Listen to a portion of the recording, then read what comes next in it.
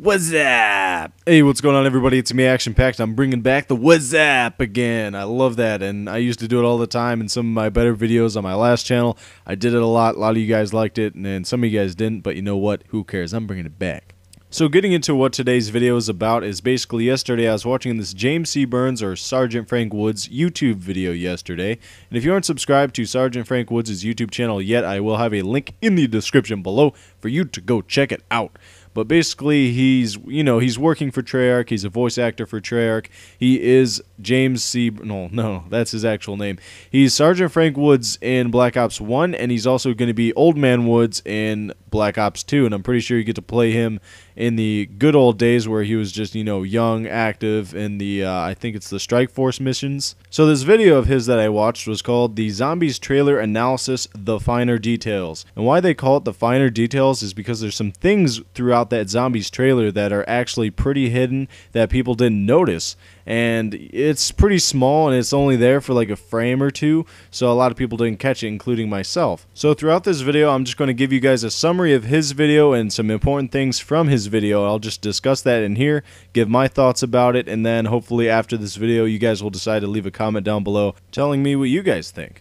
Now, right before I start the summary of his video in this one, before he even mentions anything in his video, he says that Treyarch has given him some details, and a lot of details, but he cannot share them with us. So what he does is he basically kind of guides us to the edge of those details and then lets us jump from there. So we kind of have to assume the rest of what he says, and I will tell you exactly what he says in quote, and then after that I'll just assume something or tell you guys my thoughts, and then like I said, tell me what your guys' thoughts are in the comments below, so maybe if someone's thoughts sound a little better, I'll add an annotation and give you credit for it. So from there, the next two things he mentions is at the beginning of the trailer, the bus pulls into the bus station and whatnot, and then it sounds a horn. Now he says to both of these, he says the bus and the horn sound have really good significance to the game itself. Now I assume the bus is, what we already know. You're going to have to hop on the bus, go around the map, and that's what I think. That's what I think the relevance means, and he hasn't said exactly what the relevance is, and we already know from the developers themselves, from interviews, and they've told us this, hey, you're going to ride this bus all around the map. So I don't know if he's referring to something else or what. And then he talks about, oh, this horn that sounds within the trailer, and it says at the bottom of the screen, this is called an audio clue. So basically he's just kind of guiding us towards, okay, this horn means something. Now, I'm assuming every time the bus goes to a stop and you're somewhere along the map, you'll hear this horn, and that's when you'll know the bus is there to pick you up. Because remember, guys, this map is going to be huge. In every single area, there's 5 areas that we know of at this moment, and each one of those locations have a bus stop. Now, since the map is pretty big, and I would assume that each portion is pretty big as well, since they are going to divide each portion of the map into different maps and then put that into the survival mode, like our classic mode that we're used to getting. So just imagine the size of, say, Ascension. That is going to be only one portion of the transit map right there. I'm not saying it's going to be in there. This is just an example. But say, you're anywhere on this map and only on one side is where the bus stop is at.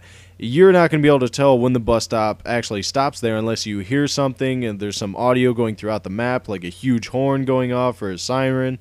But this horn, I'm assuming, is going to sound throughout that portion of the map so that you can hear and know that, hey, if you want to ride the bus, you better get your butt over there ASAP. Now, this is something we already know, but he mentions after that last statement of mine, he mentions that the zombies are wearing straitjackets. That's something we already know. But something really interesting is that he doesn't say is right at the bottom of the screen.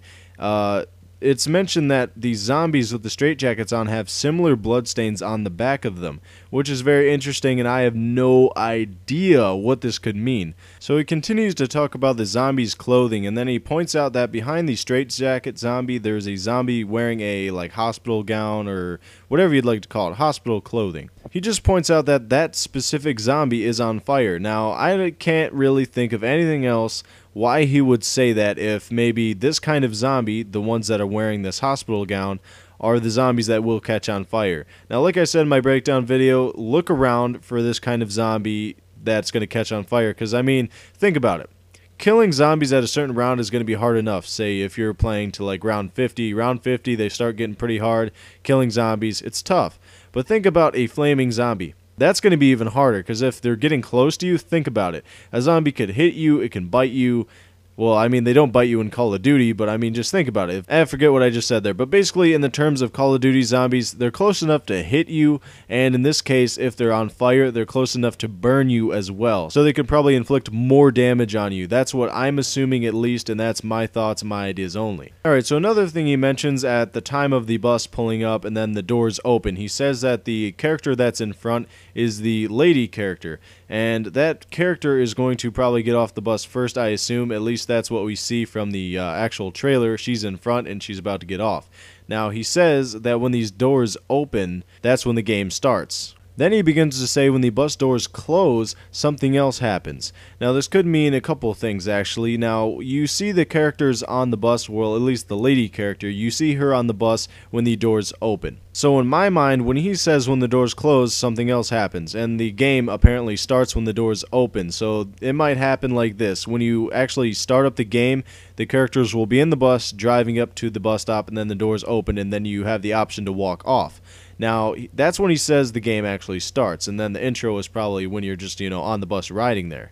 But my idea is that, once you get to the stop, you're going to have the option to either get off or stay on.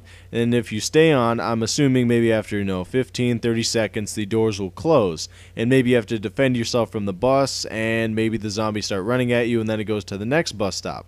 This next thing I think is really cool, because in my breakdown, I actually mentioned this. I'm like, yeah, this guy's got to be an engineer. He looks geeky, and, when Treyarch does something, they try to give you the feel of what their personality is like, what they're all about. And my thoughts were, this guy is smart. He's intelligent. He's probably some sort of engineer. And what James C. Byrne said in his video is this guy's a scientist. He's an engineer. And that's exactly what he said. Scientist, engineer. This guy is smart. He's not like, like a nerdy geek. He's like, he's one of those smart geeks. He knows what he's doing. This is a smart, intelligent fella. After that, he mentions that in a game where you're building weapons, which you guys should know this from watching my videos, there's going to be buildables within Black Ops 2's transit map. And since you're going to be building these things, it would be a really good idea to have a guy who is smart enough to be able to figure out how to put these things together. So maybe we have to go to this character to actually build the weapons. And maybe if you're playing solo, you'll be that character. And what I'm saying there is, if you're playing co-op with 4 people, the guy who is playing this character, this scientist engineer guy, maybe you have to give all your parts to him, or maybe he's the only guy who can pick them up. Or maybe when you're at like a workbench putting all this stuff together, you actually have to have him there with you, and maybe, I don't know, something shows up on his screen that won't show up on yours that will actually give you info on how to put stuff together. Something very interesting he mentions in his video is that the bus driver, you do not want to piss this guy off. Now, what I'm getting from that is, hey, if you make this guy mad, if you accidentally shoot him, if you are late for the bus stops and you get on it or whatever, if you're late to get on the bus, basically, then he's going to get angry. Or he's going to get angry, like I said, if you shoot at him, if you knife him, if you just bother him, you're probably going to make him mad. He's probably going to turn around and attack you or something like that. And basically, he's going to become the new boss, is what I'm assuming. But, this can go different ways. Now, if he gets mad, maybe he just won't pick you up again, something like that. Here's something I can't believe I missed. Now, that dolly I talked about in previous videos that was like a little zombie bus delivery drop or whatever one of the days of last week? Well, basically in the trailer they actually showed it. When they're in the diner, they're actually like shooting around behind the counter, and to your right it's actually illuminated and it's right there in front of us. But before that zombies drop, we didn't know that's what we should be looking for. But that's something I didn't cover, and I definitely want to point that out, that it was in the zombies trailer. I missed it. There it is. And then the interesting thing is that and the car door they show a little bit later are actually going to be able to be put together to make the riot shield.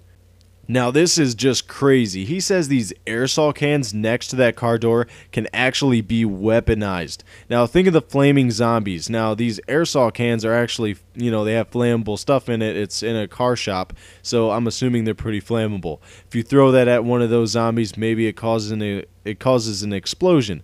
Now that would be pretty sick. And maybe it's weaponized in other ways as well. Maybe you can help it, use it to its actual ability, what it's, supposed to be used for, helping you put stuff together. I don't know, use some WD-40 on that chotch and, make sure everything's working well. Maybe if something gets rusty in the game, maybe you can get it to keep moving or something. I don't think they're going to go that far with it, but, the possibility is there. Next in his video, he looks over to the right of the screen, and then you see these two toolboxes. Now, I think I might have mentioned something in my breakdown about this, not quite sure, but, you got this scientist engineer guy, you have things that you can put together, you have these workbenches, that's what we got so far, and now you got these toolboxes. Putting that all together, basically, you're going to be gathering things around the map to put them together. To put them together, you might be using that engineer scientist guy to, help you out, give you some intel possibly, and then you can actually use tools to put them together. So this is just making everything more complex and challenging, or maybe it's just not as challenging as we're thinking now. Maybe it's simpler somehow, but we just don't know. And maybe you have to find the right size wrench or something like that. It could be as complex as that. I don't think they would go that far, but maybe they just have, you go there to get a wrench or a screwdriver. You just need one item, basically fits all. Since it is a video game, I'm pretty sure they would make it that way.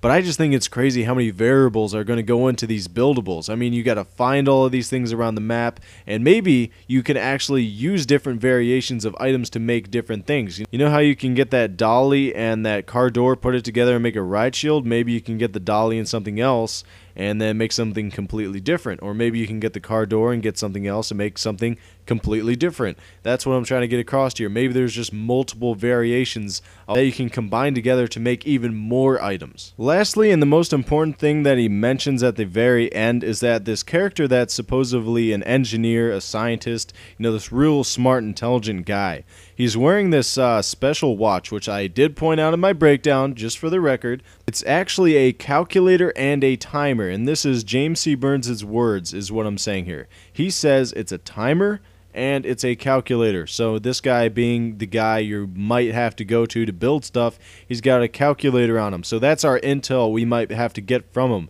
Maybe he can actually use a calculator within the game. Maybe you can press a certain button when you're this character, pull up your arm or your wrist or something, look at the calculator and punch in certain buttons to get certain calculations and certain measurements and stuff like that.